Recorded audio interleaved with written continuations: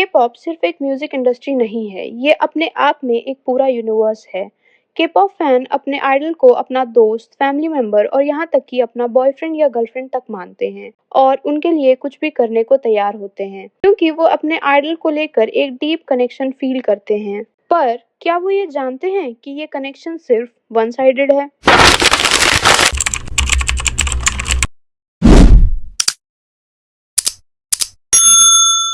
Welcome back to my channel. Today we are talking about parasocial relationship between K-pop idols and fans. Parasocial relationship का मतलब है एक one sided emotional connection, जहां एक इंसान किसी सेलिब्रिटी या फिक्शनल कैरेक्टर के लिए डीप इमोशनल कनेक्शन फील करता है, जबकि उस सेलिब्रिटी को पता ही नहीं होता कि ये फैंस एग्जिस्ट भी करते हैं। पैरासोशल रिलेशनशिप हर फैंडम में एग्जिस्ट करता है, पर के पॉप में ये ज्यादा इंटेंस है, क्योंकि के पॉप कंपनीज इंटेंशनली इस कनेक्शन को क्रिएट करती हैं, क्योंकि इससे उन्हें प्रॉफिट होता है। पहला सवाल ये है कि लोग पैरासोशल रिलेशनशिप्स क्यों चाहते हैं? मॉडर्न वर्ल्ड में लोग पहले से ज्यादा अकेले हैं। उन्हें एक डीप रियल इमोशनल कनेक्शन चाहिए होता है, पर वो उसे बना नहीं पाते हैं, क्योंकि वल्नरेबिलिटी और रिजेक्शन का डर उन्हें रोकता है। और रियल रिलेशनशिप में जो एफर्ट और अनप्रिडिक्टेबिलिटी होती है, उसका सामना करना सबके लिए आसान नहीं होता। के पॉप उन्हें बिना उस एफर्ट या रिजेक्शन के डर के एक कंफर्ट देता है, और यही के पॉप कंपनीज को एक बहुत बड़ी अपॉर्चुनिटी देती है इस पैरासोशल कनेक्शन को क्रिएट करने की।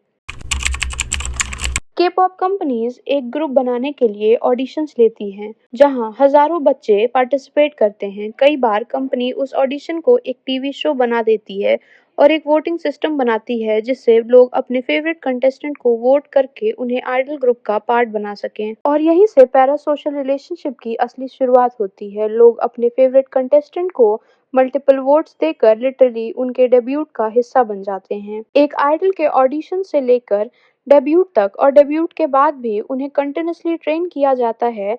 उनके जेस्चर्स, उनका बिहेवियर, उनकी पूरी लाइफ सब कंपनी कंट्रोल करती है। कंपनीज आइडल को सिखाती है कि फैन से कैसे बात करनी है, कैसे क्यूट एक्ट करना है, कैसे उनसे फ्लर्ट करना है, ताकि फैंस अपना एक डीप इमोशनल कनेक्शन आइडल्स के साथ बना सकें। आइडल्स पर कंटिन्यूअसली प्रेशर डाला जाता है कि वो हमेशा अपनी एक परफेक्ट इमेज फैंस के सामने मेंटेन करें, क्योंकि ये आइडल्स कंपनीज के लिए सिर्फ एक आर्टिस्ट नहीं बल्कि एक रेवेन्यू का सोर्स हैं। इसीलिए कंपनीज उन्हें एक आर्टिस्ट से ज्यादा एक फैंटेसी कैरेक्टर बनाने में इंटरेस्टेड होती है।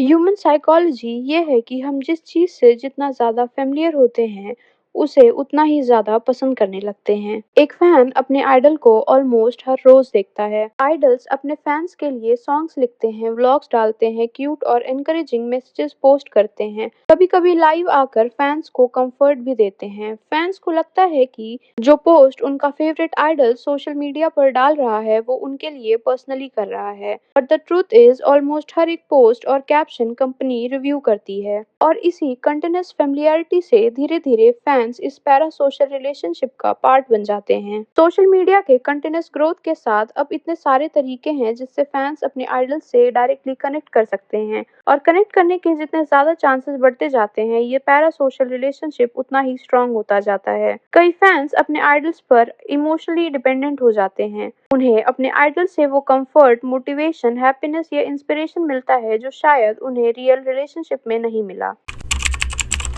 आपको आइडल्स के हजारों शोज मिल जाएंगे, even behind the scene clips, जिनमें उनके फनी, क्यूट, इमोशनल मोमेंट्स होते हैं, ताकि आइडल्स को परफेक्ट, क्यूट और रिलेटेबल दिखाया जा सके और फैंस इमोशनली इन्वेस्टेड हों। कंपनीज हर तरह से कोशिश करती है कि वो फैंस के इस पैरासोशल रिलेशनशिप से जितना हो सके उतना प्रॉफिट कमा ले। आइडल्स को एक्सट्रीम एजेस पर पुश किया जाता है ताकि फैंस के इमोशंस ट्रिगर हों और कंपनी उन इमोशंस को अपने प्रॉफिट के लिए यूज कर सके। Paid personal attention parasocial marketing का सबसे स्ट्रॉन्गेस्ट टूल है। जैसे फैन कॉल्स। इन कॉल्स में आइडल्स अपने फैन से डायरेक्टली बात करते हैं, उन्हें कॉम्प्लीमेंट देते हैं, एनकरेज करते हैं, फैंस को अच्छा फील करवाते हैं, और फैंस इसे पसंद भी करते हैं। बस 1-2 मिनट की इस कॉल के लिए फैंस ह्यूज अमाउंट पे करते हैं। के पॉप फैंस दुनिया के सबसे ज्यादा स्पेंड करने वाले फैंस माने जाते हैं। कुछ मिनट्स की कॉल के लिए थाउजेंड्स ऑफ डॉलर्स खर्च कर देते हैं।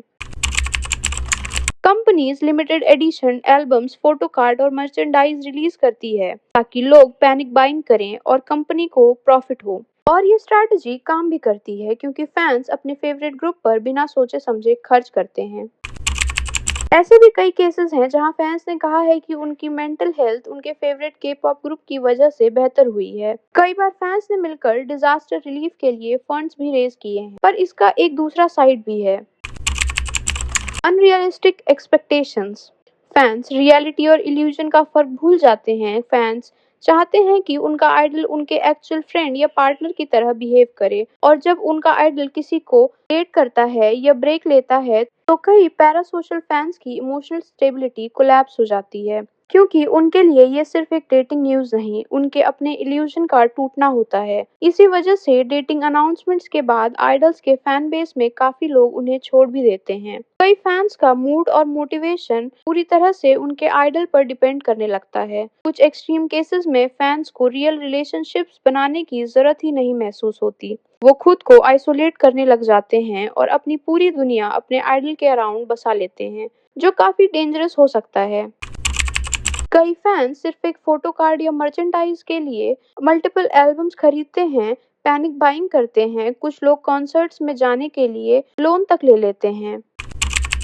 फैंस की अनरियलिस्टिक एक्सपेक्टेशंस की वजह से आइडल्स पर हमेशा परफेक्ट दिखने का प्रेशर रहता है। उन्हें हमेशा डर रहता है कि कहीं फैंस उनसे नाराज ना हो जाएं, कहीं वो कैंसिल ना हो जाएं। उनकी पर्सनल लाइफ सिर्फ उनकी नहीं रहती। फैंस को इमोशनली इन्वेस्टेड रखने के लिए कंपनीज आइडल्स पर डेटिंग बैन तक लगा देती है। इस कंटिन्यूस प्रेशर का असर आइडल्स की मेंटल हेल्थ पर भी पड़ता है, और के पॉप इंडस्ट्री में हम कई बार देख चुके हैं कि ये प्रेशर कितना गहरा जा सकता है। तो दोनों तरफ नुकसान है। फैंस अपनी रियल जिंदगी के कनेक्शंस खोकर आइसोलेट हो जाते हैं, और आइडल्स अपनी रियल जिंदगी खोकर एक फैंटेसी कैरेक्टर बन जाते हैं, और बीच में सिर्फ कंपनी प्रॉफिट कमा रही होती है। पैरासोशल रिलेशनशिप अच्छा है या बुरा, ये सिर्फ इस बात पर डिपेंड करता है कि आप इसे कैसे देखते हैं और आप इसमें कितने इन्वेस्टेड हैं। एक के-पॉप फैन बनो, म्यूजिक एंजॉय करो, दोस्त बनाओ, फ्रीली और हैप्पीली जियो, और अपने आइडल को भी फ्रीली और हैप्पीली जीने दो।